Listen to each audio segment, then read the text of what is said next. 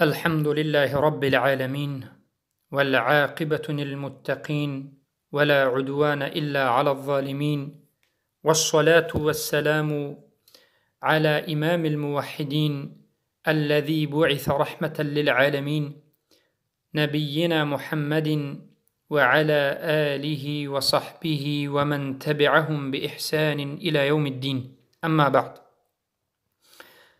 السلام عليكم ورحمة الله وبركاته. برادران و خواهران موحدم، بإذن الله سبحانه و تعالی این حلقه 34 از آموزشی توحید است و ان شاء الله تعالی در این حلقه به شما دو سه موضوعی که تعلق به توحید است بیان کرده می شود. موضوع اول، چرا توحید را فقط به سه قسم تقسیم کردند و گفتند که دیگر باقی مانده نمودهای توحید در زیر این سه قسم توحید است. بله، اهل سنت و الجماعت میگویند که اساس تمام نمود توحیدها سه تاست: توحید ربوبیت و توحید الوهیت و توحید اسماء و صفات. این سه قسم توحید دیگر باقی مانده توحیدها را در بر میگیرد. توحید حکم، توحید الحاکمیه در درون این سه قسم است: توحید المحبه، توحید الاراده، توحید الطاعه، توحید التوکل، توحید المتابعه. عموما در درون این نمود توحیدها وجود دارد. بارک الله فیکم. پس چرا اساس توحید سه تاست و چرا علمای اهل سنت و الجماعت توحید را در سه قسم انحصار کردند؟ بارک الله فیکم. جواب به این سؤال بزرگ این است که علمای اهل سنت و الجماعت میگویند، خیلی که در کتاب عقیدة التوحید شیخ خالد المرض الغامدی و این چنین از سخنهای شیخ الاسلام ابن تیمیه رحمه الله در این مسئله و این چنین کتاب نوشته شیخنا استادمان حفظه الله عبدالرزاق البدر ابن محسن العباد آمده است که میگویند آن چیزهایی که از خصوصیت الله سبحانه و تعالی است، آن چیزهایی که مخصوص یگانه الله است و حق الله است که هیچ کسی حق ندارد که با الله مشارکت بکند. یعنی چیزهایی هست که مخصوص الله است، از خصوصیت الله است، یگانه از اوست و هیچ کسی در این خصوصیت الله شریک شده نمیتواند و حق شریک شدن ندارد. و این خصوصیت های الله و این چیزهای مخصوصی الله را علما میگند صفاتهای لازمه الله هست که هیچ کسی و هیچ چیزی با الله شریک شده، همراه شده در خصوصیت های الله نمیتواند. و همه این خصوصیت های الله سبحانه و تعالی و چیزهایی که مخصوص یگانه الله هست از سه حالت بیرون نمی شود. سبحان الله، از سه حالت بیرون نمی شود. حالت اول، یگانگی الله سبحانه و تعالی در ربوبیتش. حالت اولی که از خصوصیت های الله هست که هیچ کس به الله شریک شده نمی تواند و حق شریک شدن ندارد و الله اجازه به کسی نداده است که به الله شریک بشود یا شریک قرار بدهد. یکمین حالتی که از خصوصیت الله هست این یگانگی الله سبحانه و تعالی در ربوبیتش. این عالم ها که من و شما میبینیم یا نمیبینیم این سیاره ها، این زمین و آسمان، این آسمان های 7 طبقه و این زمین و زمین ها، خیلی که قرآن و سنت بر این دلالت میکند، قبط های زمین و دیگر سیاره ها چیزی نباشد، یگان رب ندارند بجز الله سبحانه و تعالی. یگان رب تمام عالمیان این الله است. رب انسان و جن، رب زمین و آسمان، رب هر آن چیزی که میبینیم، رب تمام چیزهایی که در درون آب است و بیرون از اون است، در آسمان است و در زمین است، همه اینها ربشان الله است و هیچ خالق وجود ندارد بجز الله. تمام خلقی که شما میبینید خالقش الله است. یگان مالک وجود ندارد بجز الله.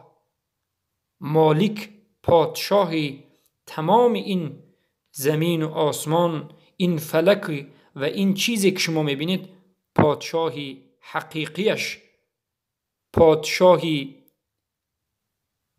مستحقش این الله است که در روز قیامت الله سبحانه و تعالی به این پادشاهان این دنیا میفهموند که این پادشاهان هیچ چیزی نیستند. مالک یوم الدین، پادشاه روز جزا، و هیچ نگهدارنده وجود ندارد بجز الله. این کون را، این زمین و آسمان را با این همه ترتیباتش، با این همه حرکتهایش، با این همه دورزنی و دیگر برآمدن آفتاب و نشستن آفتاب و غیره، همه این را یگانه ذاتی که نگه می‌دارد الله است. زنده نگه دارنده الله است، میراننده الله است، زنده کننده در روز قیامت الله است، رزق دهنده الله است. پس غیر از این دیگر خصوصیت های الله سبحانه و تعالی. این یکمین حالت است از 3 حالت. اولین حالتی که از خصوصیت های الله است و هیچ کسی شریک شده نمیتواند، انمین امرهای ذکر شده هست که باید من و شما الله سبحانه و تعالی را در همین چیزهای ذکر شده در ربوبیتش یگانه اثبات بکنیم. حالت دوم از صفاتهای مخصوص الله یا که از خصوصیتهای الله که هیچ کس شریک شده نمیتواند، این یگانگی الله در الوهیتش. ما در حالت اول فهمیدیم که رب عالمین خالق و مالک و مدبر و محیی و ممیت و باعث و رازق این الله است. یعنی علم پیدا کردیم که تمام بزرگی و عظمت از آن الله است و نفع رساننده و ضرر رساننده و کسلی دهنده و شفا دهنده این الله است. در حالت دوم ما باید همین ذات یگانه را عبادت بکنیم. علما میگن توحید الالوهیه. حالت دوم این یگانگی الله در الوهیت است. یعنی چه خیل؟ یعنی یگانه الله سبحانه و تعالی مستحق بر عبادت نمودن است و غیر الله سبحانه و تعالی دیگر هیچ چیز مستحق عبادت شوی ندارد و هیچ کسی الله سبحانه و تعالی را در عبادت شدن مشارکت نمی کند. هیچ کسی شریک الله نیست و من و شما هم هیچ کسی را با الله در عبادت شریک نباید قرار بدهیم. هیچ کسی وجود ندارد که مستحق باشد به عبادت شدن بجز الله، زیرا که استحقاق عبادت، یعنی مستحق ترین ذاتی که بنده باید عبادت را به اون انجام دهد، این الله است. اون ذاتی که کامل است در ذاتش و در صفاتش و بی نیاز است و غنی است از تمام چیز، قادر است، نفع و ضر در دست اوست و این صفات ها در هیچ کسی وجود ندارد و این صفات ها از خصوصیت الله است و از آن الله است. و هیچ کسی این خصوصیت ها را ندارد بجز الخالق المالک الرب العالمین، رب العالمین سبحانه و تعالی. پس هر کسی که خلق کرد و هر کسی که پادشاه این دنیا هست و مالک است، پادشاهی تمام چیزها است، واجب است که عبادت کرده شود یگانه خودش. پس عبادت این مستحق الله سبحانه و تعالی است و توحید را در عبادت انجام دادن این لازم است، یعنی تصدیق کردن کمالات الله سبحانه و تعالی است. پس این حالت دوم بود که از خصوصیت های الله بود. حالت سوم که از خصوصیت های الله است سبحانه و تعالی که هیچ کس شریک شده نمیتواند، این یگانگی الله به صفتهایش، به صفتهای زیبایش و به نامهای کامل و پررو و پرمعنا و حسنایش که زیبا هستند و پرمعنا و البته بهترین نام ها. پس تمام نام های بهترین یگانه اسماء الحسنى که دلالت به صفتهای عالی ترین و بلندترین می کند، این از آن الله است. هیچ کسی در این اسما و صفات هم با الله شریک نمی شود و شریک دادن جایز نیست، چرا که یگانه الله خالق است و غیر از الله مخلوق است، غیر از الله ضعیف است، غیر از الله فقیر است، غیر از الله دیگران محتاجند. یگانه الله خالق است و غنی است و حمید است و عزیز است و علی است و عظیم است، العلی العظیم. پس ببینید وقتی که خصوصیت های الله که تنها مخصوص الله است، که هیچ کسی بر اون شریک شده نمیتواند و حق شریک شدن هم ندارد، صفات های لازمه الله سبحانه و تعالی از این سه چیز باشد و از این سه چیز بیرون نبراید، پس دلالت میکند که توحید در این سه چیز چی است؟ فرض عین است. از همین جهت علما گفتند که توحید اساسش سه قسم است. حالت اول توحید ربوبیت، حالت دوم توحید الوهیت، حالت سوم توحید اسما و صفات. یعنی در این سه نمود توحید تمام خصوصیت های الله، تمام چیزهایی که مخصوص الله سبحانه و تعالی هست و یگانه مخصوص اوست، هیچ کسی شریک شده نمیتواند، ذکر شده است. از همین جهت به سه قسم توحید جدا می شود و با همین سه قسم تمام خصوصیت های الله اثبات کرده و یگانه ذکر کرده می شود. از همین جهت توحید را به سه قسم تقسیم کردند. اگر از این سه حالت دیگری وجود می داشت، باز علما ذکر می کردند و می گفتند که توحید 4 قسم شد. اما تمام خصوصیت های الله و تمام چیزهایی که مخصوص یگانه الله هست و غیر از الله هیچ کسی حق شریک شدن ندارد، از همین سه حالت بیرون نیست. یا توحید ربوبیت است، یا توحید الوهیت و یا توحید اسماء و صفات. از همین جهت توحید را به سه قسم تقسیم کردند، چرا که تمام خصوصیت الله به همین سه قسم تقسیم می شود و زیاده نیست.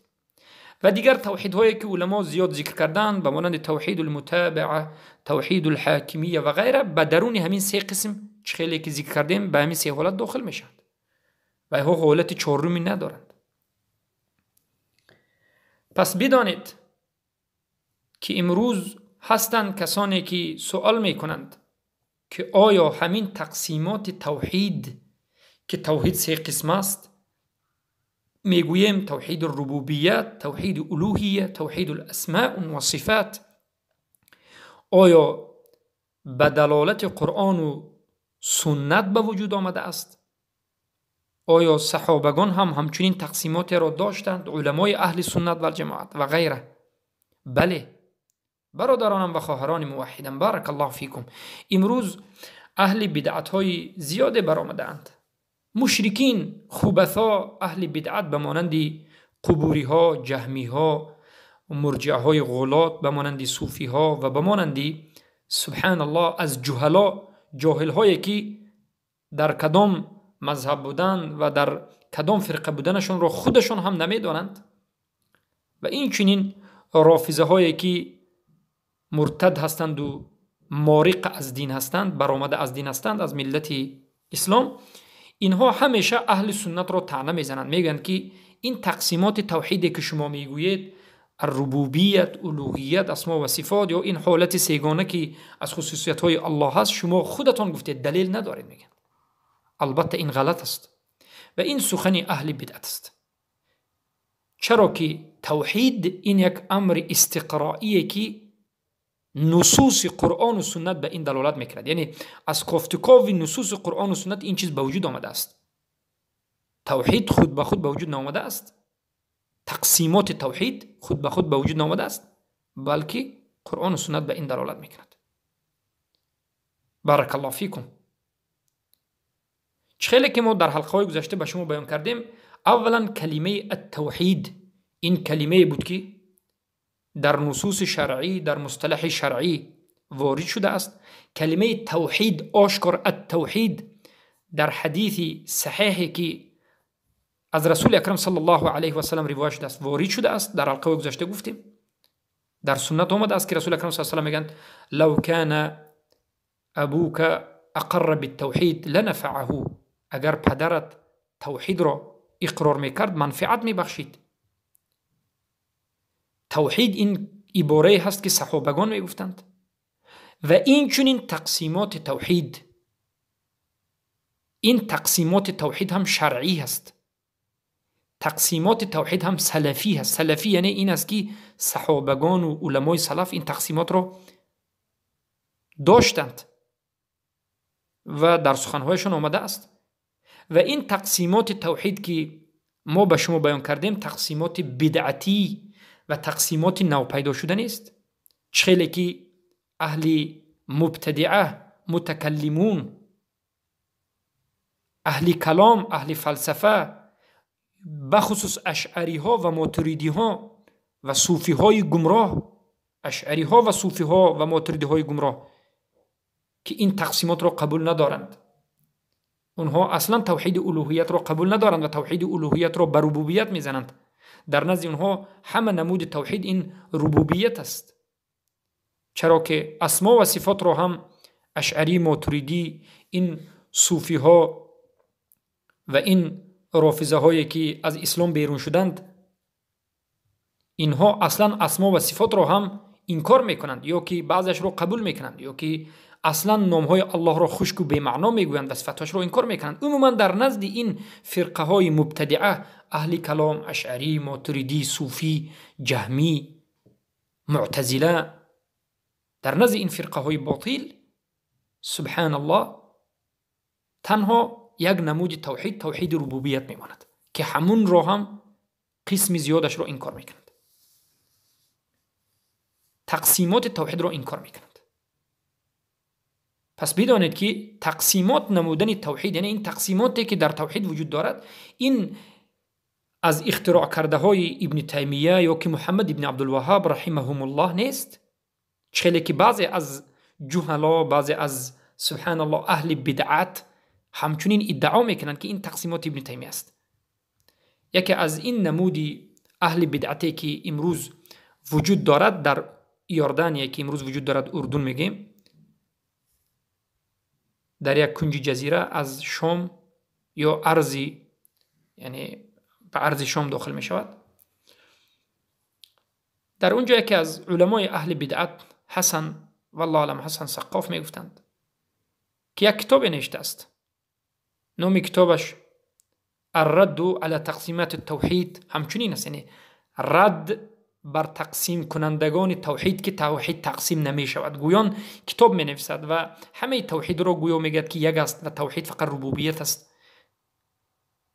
الله المستعان. البته به این علم اهل بدعت یکی از علمای اهل سنت شیخ عبدالرزاق البدر، پسری شیخ عبدالمحسن العباد استاد ما شیخمان حفظه الله که چندین سال تقریبا 18 سال در زمانی که در مدینه بودیم از دستش درس ها می گرفتیم، الله حفظش کند، کتاب نوشته است الرد علی حسن، رد بر حسن در مسئله تقسیم التوحید، و در اونجا اثبات میکنن که تقسیم توحید این از ابن تیمیه و محمد ابن عبدالوهاب نیست، این از قرآن و سنت است، این از زبان سلف این امت از صحابگان است و از دیگر علمای اهل سنت است. بیایید دلیل ها را ذکر میکنیم در مسئله تقسیمات توحید. اولا در مسئله تقسیم توحید دلالت بر این تقسیم اصلش قرآن و سنت میکند. آیت هایی که نمودهای توحید و این سه قسمش را ذکر میکند و دلالت میکند. برادران و خواهران عزیز، بارک الله فیکم، شما نظر بکنید به سوره فاتحه، ام الکتاب، مادر کتاب، سبع المثانی، این نامهای سوره فاتحه. الله سبحانه و تعالی میگوید الحمد لله رب العالمین، حمد و ثنا و شکر و ستایش و شکر از آن الله است که رب العالمین است، مدبر، نگهدارنده، خالق و تربیت کننده عالمیان. این آیت دلالت به توحیدی چی میکند؟ ربوبیت میکند. رب العالمین این از خصوصیت های الله است. رب العالمین این از مخصوص الله است، از صفات های لازمه الله است که هیچ کسی شریک شدن بر این را ندارد و این از توحید ربوبیت است. الرحمن الرحیم، الرحمن این یکی از نام الله و صفت الله سبحانه و تعالی که الرحمن از اینجا میبرد صفت ملایمی، مهربانی، و این صفت الله سبحانه و تعالی ذاتی هست. الرحیم این صفت الله صفت فعلی هست که با بندگان مؤمنش در روز آخرت میکند. و این الرحمن الرحیم دلالت به توحید اسما و صفات میکند. مالک یوم الدین این آیت هم پادشاه روز جزا دلالت میکند که مالکیت از آن الله است، از خصوصیت مخصوص یگانه الله است که در این دنیا و آخرت مالک است و پادشاه است که بجز او کسی نیست و هیچ کسی شریک شده نمیتواند در این مالکیت الله. در این دنیا هستن کسانی که خود را پادشاه میگن، مالک میگن، اما الله اثبات میکند که در روز قیامت هیچ کسی هیچ چیزی نیست، همه خوار است و همه زار است، همه فقیر است و همه محتاج است، همه نیازمند است. مالک حقیقی که این از خصوصیت الله است و از صفت لازمی الله است و هیچ کسی شریک نیست، این الله است، مالک یوم الدین. و این هم دلالت به اسما و صفات میکند. ایاک نعبد و ایاک نستعین، تنها تو را عبادت میکنیم و تنها از تو طلب کمک میکنیم. یعنی عبادت را خاص الله و عبادت را مخصوص الله قرار میدهیم و تنها خاص از تو و تنها از تو طلب کمک میکنیم و در عبادت و در طلب به تو هیچ کسی را شریک نمیدیم که این از توحید الوهیت است. ببینید سوره فاتحه اولش توحید ربوبیت، بعدش توحید اسما و صفات، بعدش توحید الوهیت است. مگر این تقسیمات الله سبحانه و تعالی نیست؟ مگر این بیان نمودن همین سه حالت نیست که الله در ربوبیتش مخصوص ربوبیتش و این صفتهای ربوبیت مخصوص الله است و با الله هیچ کسی شریک شده نمیتواند، و در اسما و صفات در این چنین الوهیت.